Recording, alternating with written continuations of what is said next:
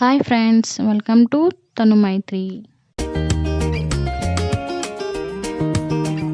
ఈరోజు special Punjabi chicken gravy ఎలా prepare చేయాలో చూసేద్దాం. ఇది చాలా టేస్టీగా ఉంటుంది, చాలా బాగుంటుంది. దీనిని మనం రైస్తో అయినా, పుల్కాతో అయినా, చపాతీ అయినా చాలా బాగుంటుంది. ఒకసారి చేసుకొని తిన్నారంటే మళ్ళీ మళ్ళీ తినాలనిపిస్తుంది. అంత టేస్ట్గా ఉంటుంది. మరి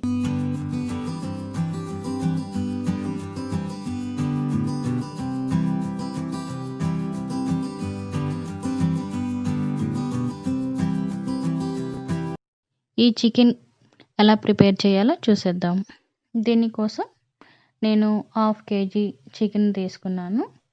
బాగా వాటర్తో కడుక్కోవాలి. ఇందులో 3 స్పూన్ల పెరుగు, అలాగే కొద్దిగా పసుపు, కొద్దిగా సాల్ట్, 1 స్పూన్ కారం వేసుకొని బాగా కలుపుకోవాలి. ఈ విధంగా ముక్కలకి బాగా పట్టే విధంగా కలుపుకోవాలి. ఇప్పుడు దీనిని 1 అవర్ ఫ్రిడ్జ్లో పెట్టుకుందాము. ఈలోగా మసాలాలు ప్రిపేర్ చేసుకుందాం. ఈ మసాలాల కోసం 1 ఆనియన్, అల్లం కొద్దిగా, వెల్లుల్లి 10 రెబ్బలు, ఇలాచి 3, దాల్చిన చెక్క 2, లవంగాలు 5, 1 స్పూన్ జీలకర్ర తీసుకోవాలి. ఇప్పుడు వీటన్నింటినీ స్టవ్ వెలిగించి ఆయిల్ వేసుకుందాము. ఆయిల్ వేడైన తర్వాత వీటిని ఫ్రై చేసుకోవాలి. జీలకర్ర అలాగే మసాలాలు ముందుగా కొద్దిగా ఫ్రై చేసుకున్న తర్వాత ఆనియన్స్ వేయాలి. ఇలా ఆనియన్స్ ఫ్రై అయిన తర్వాత అల్లం వెల్లుల్లి వేసి లైట్గా గోల్డెన్ కలర్ వచ్చే వరకు ఫ్రై చేసుకోవాలి. ఇప్పుడు ఇవి ఫ్రై అయ్యాయి కదా, వీటిని ఒక ప్లేట్లో తీసుకుందాము. ఇవి ప్లేట్లో తీసుకున్నాం కదా, ఇవి చల్లారుతూ ఉంటాయి. ఈలోగా 1 టమోటా ముక్కలుగా కట్ చేసుకొని మెత్తగా గ్రైండ్ చేసుకోవాలి. ఈ టమోటా ప్యూరీని ఒక బౌల్లో వేసుకుందాము. అదే మిక్సీ గిన్నెలో ముందుగా మనం ప్రిపేర్ చేసుకున్న మసాలాలు ఉన్నాయి కదా, వీటిని కూడా మెత్తగా పేస్ట్ చేసుకోవాలి. దీనిని కూడా ఒక బౌల్లో వేసుకుందాము. ఇప్పుడు స్టవ్ వెలిగించి ఆయిల్ వేసుకుందాము. ఈ ఆయిల్ వేడైన తర్వాత ఈ మసాలా పేస్ట్ని వేసి ఫ్రై చేసుకోవాలి.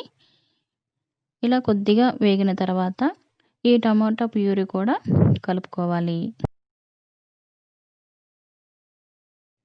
ఇది వేగిన తర్వాత ఇది వేగడం అనేది మనకి ఆయిల్ బయటికి వస్తుంది కదా, బయటికి వచ్చేటట్లయితే ఈ మసాలా అనేది ఫ్రై అయినట్లు.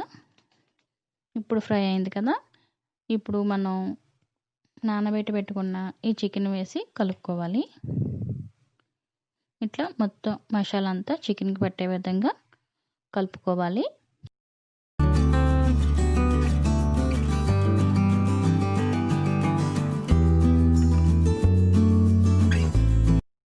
తర్వాత 1 స్పూన్ కారం, అలాగే రుచికి సరిపడగా ఉప్పు, ధనియాల పొడి, గరం మసాలా పొడి వేసుకొని బాగా కలుపుకోవాలి.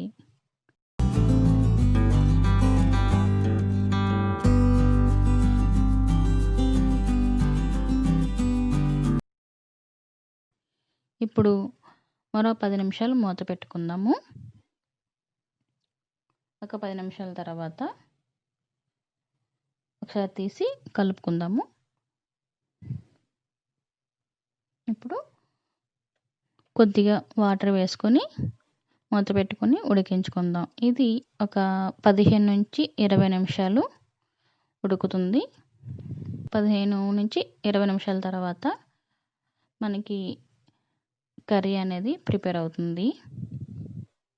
మనకి కర్రీ అనేది దగ్గరగా అయిపోయింది కదా, ఇప్పుడు స్టవ్ ఆఫ్ చేసుకుందాం. చివరిగా కొత్తిమీరతో గార్నిష్ చేసుకుందాము.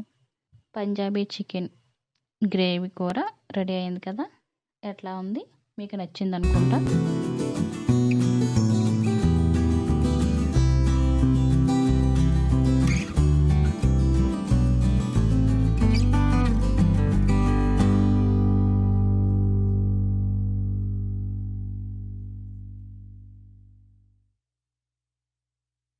అలాగే మీకు నచ్చినట్లయితే లైక్ చేయండి, షేర్ చేయండి.